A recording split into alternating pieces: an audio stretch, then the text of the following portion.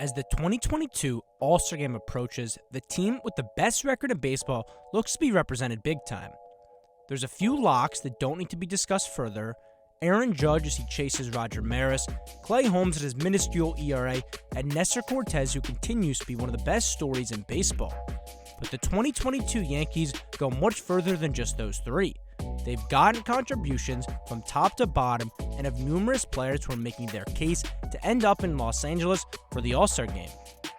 With 32 players on each league's roster and all 15 teams in the AL needing one representative, there's only so many spots up for grabs for the Yankees. Before we get into the players, let's start off with their manager, Aaron Boone.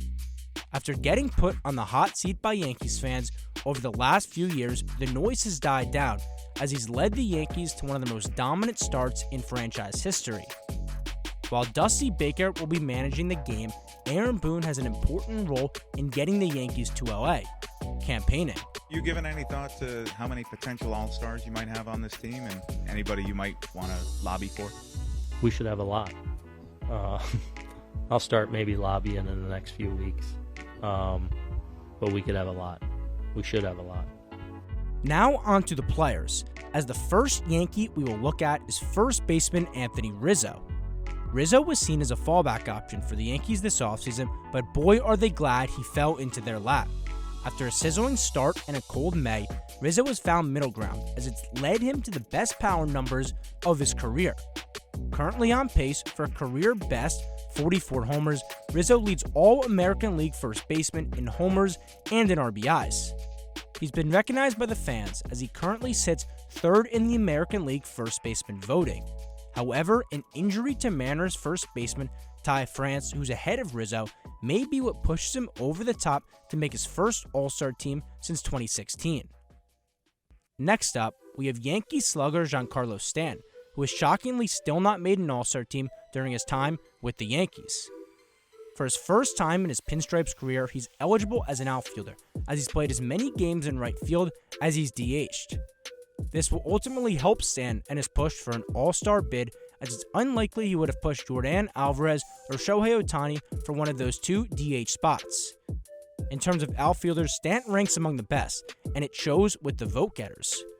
With 4 homers in the last week, Stanton has broken out of a cold slump and ranks among the top 4 AL outfielders in homers, RBIs, and OPS.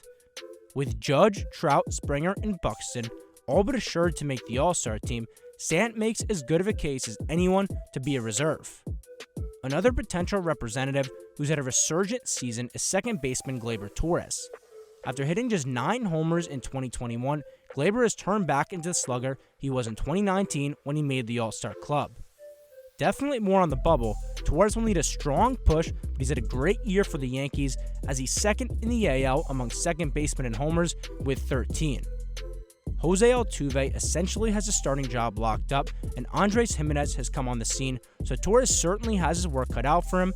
He's 4th in the voting right now for second baseman, and unless he gets hot again, it looks like he'll just miss the cut this season. On the offensive side of the ball, the biggest surprise for the Yankees this year has been Jose Trevino. After coming over right before this season, Trevino has been an absolute revelation, ranking in the top 100th percentile in frame rate and doing it on the offensive side of things as well. Offensively speaking, Alejandro Kirk of the Blue Jays is the only catcher with better numbers across the board, and when you factor in Trevino's defense, it's hard to argue for anyone else for the backup spot. Aaron Boone has vocally advocated for Trevino, but for Jose, he's worried about something much more important than the All-Star game. If it happens, it happens. I want to win a championship, and that's pretty individualized. An All-Star game, that'd be really cool. But I want to win a championship, and that's what I'm here for. Now we head to the pitching side of things, where Matt Blake and the organization has transformed the Yankees into having the best starting pitching ERA in the AL. Outside of Cortes, all 4 of the Yankees' other starters have a legitimate argument to be named to the All-Star team.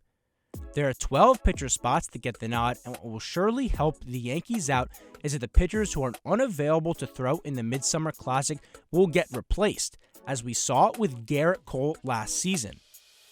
The pitcher outside of Cortes who has the best shot is the aforementioned Gerrit Cole. After a slow start, Cole has picked up right where he's left off from his back-to-back runner-up Cy Young finishes. Cole ranks in the top 10 in the AL in ERA, innings pitched, strikeouts, whip, and opponent batting average. Combine that with the name brand value, Cole looks to be on track to make the All-Star team, barring another blow-up start. Luis Severino slots in as the likely number 2 starter come playoff time, and deservingly so with the year that he's had. His electrifying stuff has played as he's top 10 in the AL in strikeouts and opponent batting average. A 3.38 ERA puts him on the bubble, and he'll need a dominant start or two to cement himself. A solid start last time out versus the Astros once again reminded the league that he's bounced back from his injury and in a big way. Yeah, really good. We had command, everything, Fastball command was great, changeup, slider, attacking the zone.